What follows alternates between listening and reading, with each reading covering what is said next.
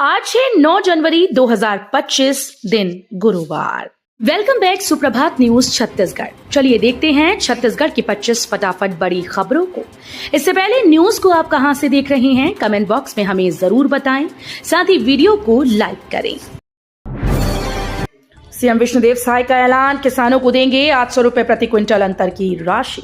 छत्तीसगढ़ के किसानों के लिए मुख्यमंत्री विष्णुदेव साय ने बड़ी घोषणा की। जिन किसानों ने समर्थन मूल्य पर धान बेची, उन किसानों के खातों में धान खरीदी के बाद सरकार के द्वारा अंतर की राशि दी जाएगी। प्रदेश में अभी तेजी से धान खरीदी का काम किया जा रहा है। खरीदी के बाद किसानों को 800 रुपए प्रति क्विंटल के हिसाब से अंतर की राशि दी जाएगी। रायपुर में आज 33 टंकियों से नहीं आएगा पानी, 6 घंटे निगम का वाटर शटडाउन।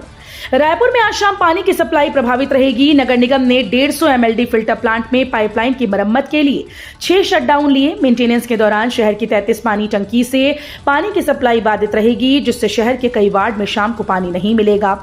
निगम अधिकारियों से मिली जानकारी के मुताबिक 150 MLD फिल्टर प्लांट से ही शहर की 29 और 80 MLD प्लांट से 4 बड़ी पानी टंकियों को सप्लाई की जाती है।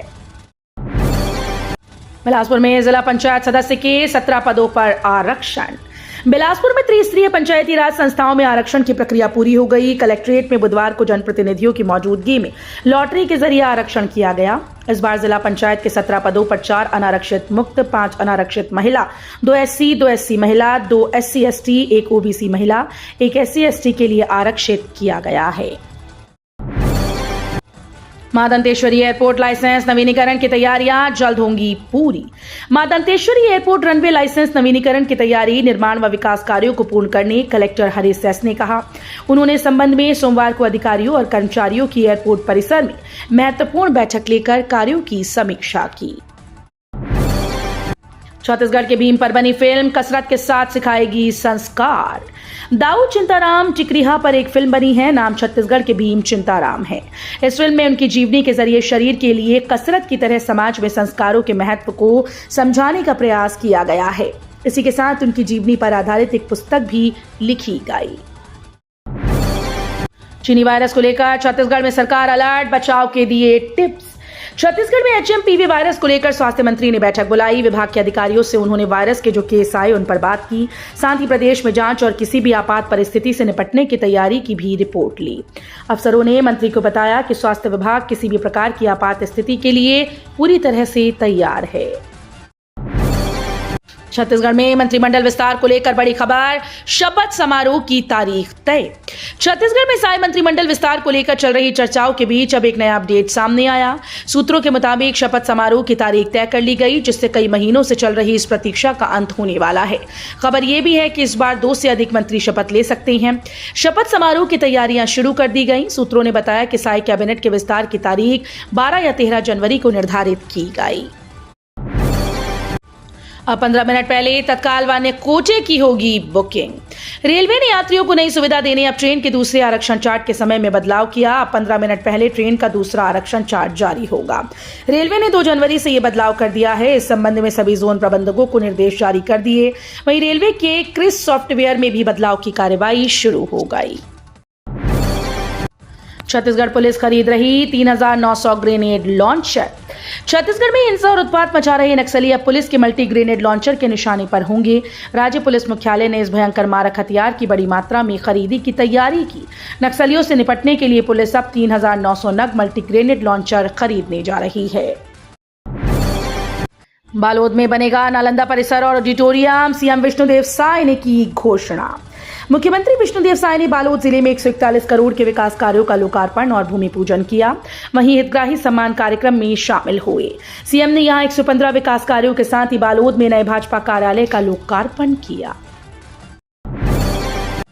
सिंहदेव बोले, चंगाई सभा नहीं गरीबी है धर्मांतरण की वजह। छत्तीसगढ़ में धर्मांतरण का मुद्दा गर्म है। इस बीच पूर्व डिप्टी सीएम TS सिंहदेव ने धर्मांतरण और घर वापसी को लेकर कहा कि चंगाई सभा से धर्मांतरण नहीं होता, उसमें सिर्फ ईसाई समाज के लोग आते हैं। धर्मांतरण का कारण आर्थिक गरीबी है। घर वापसी गैर राजनीतिक हो तो मैं घर वापसी के साथ हूं। सरगुजा में सिंहदेव ने कहा कि लोग अब इस स्थिति में नहीं हैं कि वे स्वीकार करें कि और धर्मांतरण हो। धर्मांतरण पर रोक लगनी चाहिए। धान खरीदी में फर्जीवाड़ा, कलेक्टर के निर्देश पर हुई जांच में खुलासा।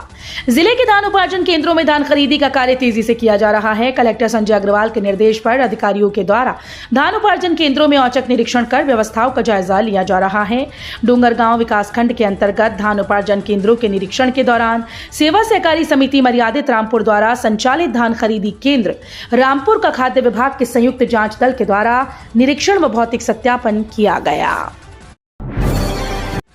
लापरवाही पूर्वक वाहन चलने वालों की अब खैर नहीं।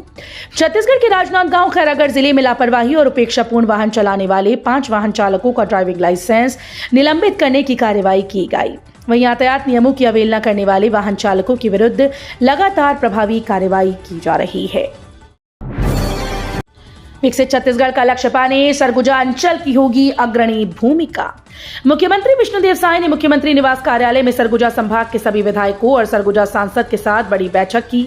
बैठक में उन्होंने सरगुजा अंचल के विकास को लेकर सभी के साथ मिलकर काम करने का संकल्प दोहराया।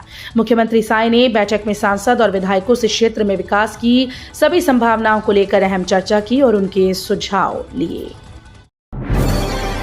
छत्तीसगढ़ में खुलेगी 2 नई खेल अकादमी। टेनिस संघ के महासचिव गुरचरण सिंह होरा ने सीएम साय का जताया आभार। मुख्यमंत्री विष्णुदेव साय ने छत्तीसगढ़ के खेल प्रेमियों और खिलाड़ियों को नए साल का तोहफा देते हुए राज्य में 2 नई खेल अकादमियों की स्थापना को मंजूरी दी। ये अकादमियां राजधानी रायपुर में टेनिस और राजनांदगांव में हॉकी के क्षेत्र में खेल प्रतिभाओं को सशक्त बनाएंगी। टेनिस संघ के महासचिव गुरचरण सिंह होरा ने इसके लिए सीएम साय का आभार जताया। गौरेला पेंड्रा मरवाही में चल रही शीतलहर, क्लास के बाहर धूप में बैठकर पढ़ रहे स्कूली बच्चे।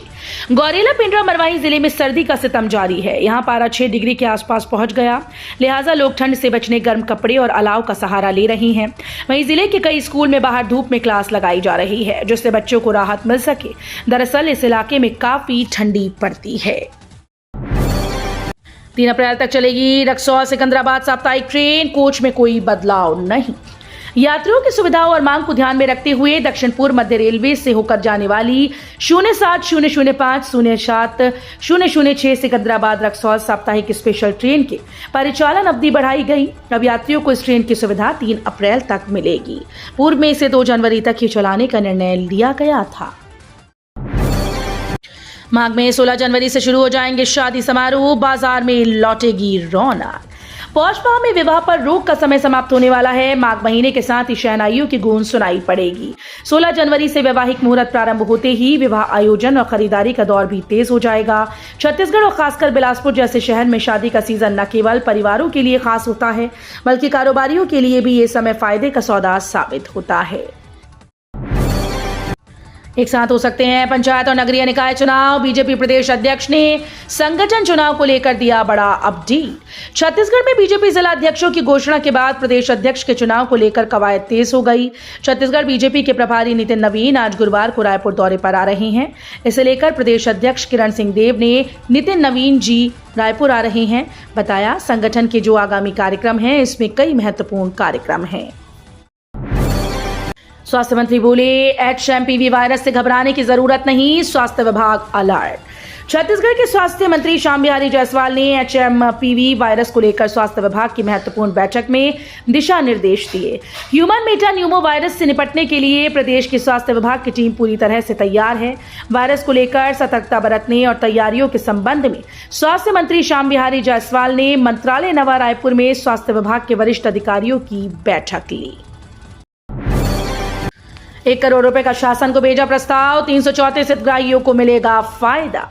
जिला श्रम विभाग के असंगठित कर्मकार राज्य सामाजिक सुरक्षा मंडल में पंजीकृत हितग्राहियों के लिए संचालित विभिन्न योजनाओं के बेहतर क्रियान्वयन की कड़ी में कर्मकार महतारी जतन योजना के अंतर्गत 235 के लिए 47 लाख रुपए का प्रस्ताव भेजा है। छात्रवृत्ति सहायता योजना के अंतर्गत 40 हितग्राहियों को 33,500 रुपए की राशि व असंगठित कर्मकार मृत्यु एवं दिव्यांग सहायता योजना में 59 हितग्राहियों को राशि 59 लाख शामिल है। आंगनबाड़ी में कार्यकर्ता छोटे बच्चों को पढ़ा रहे धर्म विशेष का पाठ, वीडियो वायरल। सरगुजा जिले के लखनपुर थाना क्षेत्र से एक धर्म विशेष का पाठ पढ़ाते हुए एक आंगनबाड़ी केंद्र के आंगनबाड़ी कार्यकर्ता का वीडियो जमकर वायरल हो रहा है। ये वीडियो आसपास के ग्रामीण क्षेत्रों में वायरल हो रहा है, जिसमें आंगनबाड़ी कार्यकर्ता के द्वारा छोटे बच्चों को धर्म विशेष का पाठ पढ़ाते नजर आ रही है।